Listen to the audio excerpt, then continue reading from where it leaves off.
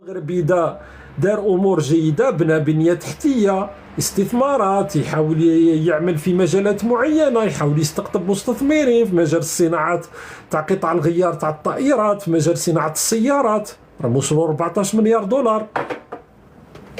ما توكلكش 12 مليار هذه صحيح. بالك ناس درك بالنسبه للمغرب بلد سياحي، عندهم ارتباط بالجانب هذاك تاع التاريخ، عندهم هذاك العمق التاريخي، الارتباط تاعهم بالملكيه، لكن يبقى انا درك واش ندير بالتاريخ في الجزائر؟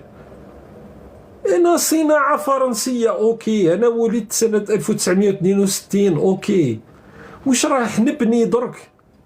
واش يهمني انا علاش لازمني نبدا درك لازمني نخلق روايه ما على باليش منين نجيبها؟ الجزائر وبوعلام صونصال هذه كان من اول من قالها قبل ما يقول ماكرون الكلام تاعو هذاك. بوعلام صونصال كان اول من قال انه الجزائر صنعت بقرار فرنسي، ماشي الكلمه. انصار واحد يقول لي نو مي تي سيريو، وي جو سوي سيريو، راهو الكلام اللي نقوله انا هو الحقيقه، هو المنطق، هو الواقع، هو الحقيقه التاريخيه. والكلام انت اللي جاك صادم، والكلام اللي مأمن به انت واللي هذا كلام يجيك صادم هو الروايه الفارغه. هذاك درك يجيكم طبيب الفئران يقول لهم او الجزائر وجزائر بنو مسغنه وذكر اسم الجزائر في 1500. يا ولدي فرق بين مدينه الجزائر وفرق بين الجزائر في رقعتها تاع 2 مليون و381 ألف كيلومتر مربع. يا اون تري غروس ديفيرونس. مادام في بلاد تاع 45 مليون تراس، 45 مليون راس، ما نقولش 45 مليون بشر، مازال ماناش فاهمين مثلا باللي كاين فرق بين مدينه وبين بلد. كيفاش الجزائر كانت موجوده؟ كيفاش؟ بوعلام صونصال il n'a dit que la vérité sur ce point. sur d'autres points بالك فيها مبالغات نقدروا نناقشوه. حتى في النقطه هذه عندك اشكاليه مع ما قاله بوعلام صونصال، روح جيب الحقائق التاريخيه. تلمو في الجزائر الكسل الفكري يعرفوا غير السبان. وقالنا او التاريخ والحدود فرنسا. فرنسا رسمت الحدود، سي اون فيريتي. فرنسا جات خط، عمرك شفت حدود ايوا صاحبي. راه المنطق كيفاش طاك طاك طاك طاك، كيفاش حدود مرسومين بالمسطره صديقي؟ جاتك حاجه منطقيه. ومن بعد انني من الناس اللي يقولوا انا عندي الحدود هذه عطاتها لي فرنسا اوكي بصحتي. تو سامبلومون باسي اوتر شوز، فوتوا الحاجه اخرى. هو بوعلام صونصال كيسكي لا دي؟ بوعلام صونصال كاتب ادبي، ما عندوش هذيك البراغماتيه تاع مثلا يتطرق كادي في الراي تاعو في قضيه تاريخيه. قال لك باللي فرنسا سنه 1838 الحقيقه التاريخيه هذه هي اختارت اسم الجزائر. قال لك باللي كانت مدينه اسمها الجزائر باسكو يافي دي زيل هكا ان تي بو ايباربيي، سموها الجزائر. دونك هزوا الاسم هذاك الجزائر الجيري، سمي الجيري، خلصت الحكايه. قبل 1830 مساحه الجزائر عمرها، يعني بالإيالة الجزائر عمرها ما تجاوزت 400 ألف كيلومتر مربع. و400 ألف كيلومتر مربع راهي مبالغة، راهي 300 ألف و 320 ألف في أكثر الأحوال. أكثر الأحوال أقصى الامتداد تاع الجزائر إيالة الجزائر، وكنا تحت حكم العثمانيين. دونك بوعلام صونصال درك انت على واش راك تعتقل فيه؟ قال لك حقيقه. بالك انا من الناس اللي نقول باللي هذو الامور الاصل ما نهضروش فيهم. الناس عندهم حساسيه. الشعب الجزائري شعب ما يقراش، ما يطلعش، ما يعرفش التاريخ.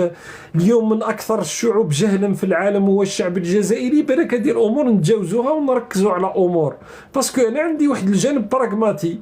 مي بوعلام صونصال نو، بوعلام صونصال سي كاتب. هذه هي القضيه. مره اخرى راهو التاريخ راهو ما يوكلش الخبز.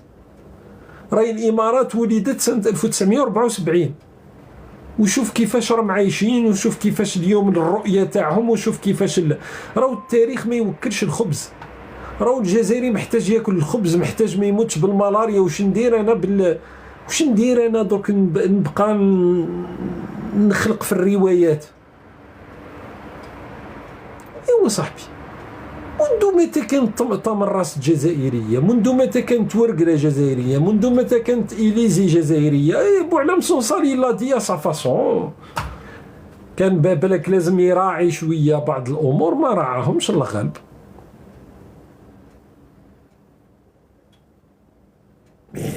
يفو اريتي.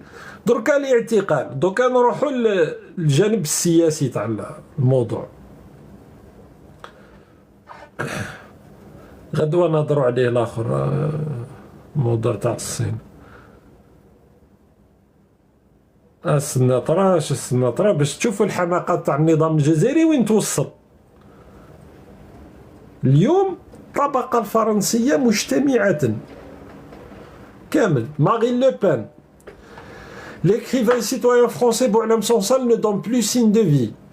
Le gouvernement français doit agir pour obtenir sa libération immédiate. إدوار فيليب الوزير الأول الأسبق نفس الشيء، غزافيي بيلامي نفس الشيء، إيريك زيمور وغيرهم من الشخصيات في الطبقة السياسية الفرنسية، كلهم يتكلموا عن الموضوع، رغم أنه موضوع الساعة اليوم هو مذكرة التوقيف ضد نتنياهو ووزير الدفاع الأسبق غالاند السابق عفوا. علاش تحطوا الجزائر في الموقف هذا؟ علاش دركا الناس فرانسوا غزافيي بيلامي قال لك اون فايت كومبليت لو ريجيم الجيريان نو بونس كا سوبريمي لي فوا ديسيدونت. في حاله فشل كامل النظام الجزائري لا يفكر الا في التخلص من الاصوات المعارضه له. هاو الموقف اللي اصلا كاينه ازمه مع فرنسا، ازمه مفتعله لاسباب تافهه، لانه فرنسا اعترفت بمغربيه الصحراء. دوكا تعتقل بوعلام صنصال لانه قال لكم البوليساريو صناعه جزائريه. على كل حال هذا ليس بغريب عن النظام الجزائري. تعرفوا باللي النظام الجزائري اغتال محمد بوضياف رئيس جزائري لانه كان يريد حل ملف الصحراء مع المغرب، بعيدا عن البوليساريو وعلى ميليشيات البوليساريو. فما بالك بوعلام صنصال درك انه يدخل للجزائر. وهو الاشكاليه على بالك تاع الناس كيما بوعلام صنصال انه كان يظن نفسه راهو يتعامل راهو مع نظام جزائري. شغل النظام الجزائري هذا منذ 1962 هو نفس النظام. منذ 2019 رانا عندنا اقذر نسخه عرفتها الجزائر، واقذر ناس حكموا الجزائر منذ 1962. راهو في اوقات كاينوا في بعض الاحيان بعض الشخصيات، كان مصطفى الشراف، كان محمد الصديق بن يحيى، كانوا ناس حتى داخل النظام الجزائري تقدر تحترمهم. درك انت راك مع تبون كتاب في حياته. راني قلت لك انا هذه من ناس عرفوا تبون لما كان والي قبل ما يصير وزير. يقول لك عمره ما قرا كتاب في حياته. عندك رئيس يقول لك طاطا اختي، انسان ولو انه على صوره صراحه المجتمع الجزائري او عليها نوعا ما تبون عنده واحد النسبه من القبول، باسكو هو جاهل بجهل المجتمع الجزائري نفس المستوى. كي يقول لهم طاطا اختي يعجبهم الحال، حاشا منطقه القبائل وحاشا الناس في باقي المناطق اللي عندهم مستوى واللي راهم كارهين حياتهم في البلد هذا القله. لكن لماذا تبون عنده نسبه من القبول؟ لانه انسان منحط فكريا، منحط اخلاقيا. درك الشعب الجزائري تطلع تقول له طاطا اختي يقدسك. هذاك دي جي ما على باليش قال لهم عباره نبيه، رجع بطل قومي. ايمان خليف هو لو سيمبول، هو رمز الجزائر بالنسبه اليوم الناس هادو. وقلت لكم تبون هو صورة للفراغ الفكري داخل المجتمع الجزائري، حتى ما يسمى بالنخبة. أول من يهاجموا قبيل قاعد نشوف كاين حتى ناس اعتقلوا من طرف النظام، درك يقول لك بوعلام صنصال مليحة فيه. ما على بالهمش باللي أصلا الغنى لا غيشيس دان بيي انه تكون عندك اصوات مثل الاصوات هذه، خصوصا لما يكونوا الادباء الناس اللي يكتبوا. عمرك ما تلقى اصلا يحبوا على العموم، يحب يكون مختلف، يحب يكون ضد كونتر كورون، ضد الرأي السائد في المجتمع. اي سي جون لا سون اوتيل، والناس هادو عندهم اهميه، حتى عندهم فائده، حتى اذا ما كانوش، ما نقولكش انا ديرهم صناع راي ولا، لكن عندهم فائده في المجتمع. كيفاش انت عندك عقل ولا زوج ولا ثلاث ولا اربع عقول تمشي شويه في البلاد هذه تزيد ترميهم في السجن؟ وش يبقى مالا؟ تبقى غير تربيه بيوت الرذيله في البلاد هذه، بقاو غير العرايه يشتك، بقاو غير العرايه. من بعد نهار تقول لهم محمد اركون علاش يروح يقول لهم دفنوني، يقول لهم محمد اركون اخر وصاياه قال لهم ما ندفنش في الجزائر ولو يصرى وش يصرى، قال لهم ادفن في المغرب. وزاد عليها انه خلى الوصيه انه المكتبه تاعو كي تي كنز، كنز ان تريزور، قال لهم ما تمدوش الجزائر ابدا. قال لهم ماشي كرها للجزائر، كرها للناس اللي حاكمين البلاد هذو، على بالو باللي جهاله، وعلى بالو باللي المكتبه تاعو مش رايحين يستفادوا منها، لهذا قال لهم اديوها للمغرب. بوعلام صنصال قال عفوا محمد اركون هذه كانت اخر وصاياه، يدفن في المغرب والمكتبه تاعو تسلم للمغرب ولا تسلم للجزائر. محمد اركون تقدر تختلف، تقدر تناقش الفكر تاعو اصلا. سامحني، باش تناقش الفكر تاع محمد اركون يلفوس لو فيتو، لازمك تنوض باكري باش تقدر تناقش محمد اركون. دونك يعجزوا. حنا هذا هو الجزائري، هذا هو النظام الجزائري، وهذا هو الفرد الجزائري، الكسل. ما نقدرش محمد اركون ما قدرش نناقشو، نسبو، نخونو، نهاجمو، نعتقل من نقدر نعتقلهم وخلصت الحكايه.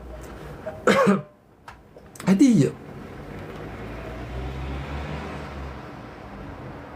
هي دي اشكاليه كبيره. درك انت تضل تناقشوا التاريخ وكذا، والاخرين 12 قرن وحنا ما على باليش اذا 12 قرن وحنا. انا حاب نفهم درك الامور اللي كيفاش مثلا كنز هذا اللي يخلي محمد اركون يروح للمغرب، علاش؟ يا مربحوك في الدنيا، انا وش يهمني درك فيه وش فات، عندهم 12 قرن ولا عندهم 200 قرن. وقلت لك القرون راه ما يوكلوش الخبز، راهي تبقى برك قاسم مشترك، امر وطني بين السكان تاع بلد. مي حنا خسرناها دنيا، خسرناها اخره، خسرناها تاريخ، خسرناها في كل الجهات. القله تاع العقول اللي انجبتها الارض هذه. محمد اركون قال لك انت تدفن في المغرب، الناس اللي حرروا البلاد محمد خيدر تاني تدفن في المغرب، ما جاش الجزائر. بوعلام صنصال كرهتوه في حياته، ما هو راح طلب الجنسيه الفرنسيه. كمال داود كيف من قبل. الناس هاربه منكم بكل الطرق. شكون بقى في البلاد هذه؟ خلصت بشوشه، والله هذا راح تخلص بشوشه هذا.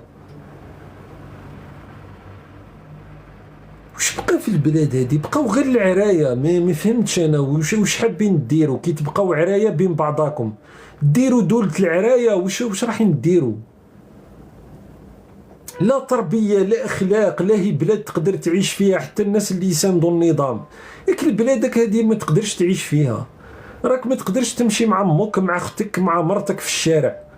وهذه واحدة من الأسباب. إذا العقول النيرة اللي في البلد هذا، وعقول نيرة ماشي إنك تتفق مع عقول نيرة باسكو سي ان انتيليكتويال، لأنه إنسان مثقف. يعني بكش ما أنت عندك كتاب باللغة الفرنسية، عندك واحد دا لو بري غونكور، خليه ما تتفقش معاه يمد رؤية على الإسلام. العكس، راك كي تخليه يتكلم في الجزائر وخرج الناس. إذا عندك نخبة تقدر ترجع على ما يقوله، ماشي تضلوا تسبوا في الناس وتضلوا تهاجموا في الناس أنا ما فهمتش. أنا جو فو بيان سافوار شكون بقى في البلاد هذه برك، مع من رايحين تبقاو في النهاية. ما كاينش، بقاو العرايه الناس كامل، الناس اللي صالحه شويه عندها راس راهي هربت من البلاد، صباح وعشيه السبان، التطياح، الهجومات، القنوات مستوى منحط، يتبون على راس البلاد، بهدلنا قدام الجناس، الاقتصاد من ميت، ما كان لا رؤيه اقتصاديه، ما كان لا استقطاب استثمارات، ما كان لا فتح البلاد، لا سياحه، لا بنيه تحتيه، لا اي شيء. كون بقيتوا بين بعضاكم كي العرايه متلاصقين في بعضاكم، تضلوا محضنين بعضاكم، ما فهمتش انا واش راح نديروا بالبلاد هذه يا رافع. منطقه، شوف يعني نهار قلت لكم باللي منطقه القبائل ودخلوها واحد المولى انه هادو ناس ما على باليش منين جاو هادو. كنت نشوف هذيك الخطره في جو سي با سي جو في تروفي لا فيديو ولا لا، واحد المظاهر، واحد مي سي انكرويابل، انكرويابل. استنى تشوف اذا لقيتها نوري لكم. شوف واش راهو صاري فيه. هذا المباراة تاع المنتخب.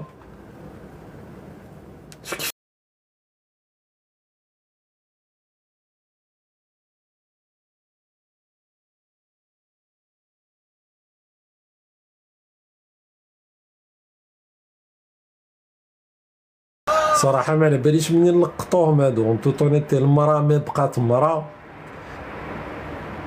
اوفان مرا ورات راجل، ولا الراجل ولا مرا. ايمان خليف قال لك مرا، الاخر ولا اوفا. راكم تشوفوا في المظاهر هادي ناس مهلوسين مضروبين في رواحهم. هادي قلت لك في منطقة القبائل، المنطقة اللي راني نقول لكم يعني تسمى كانت عندها شوية محتاطة من الأمور هذه، درك راهي بدات تدخل في واحد الانزلاقات.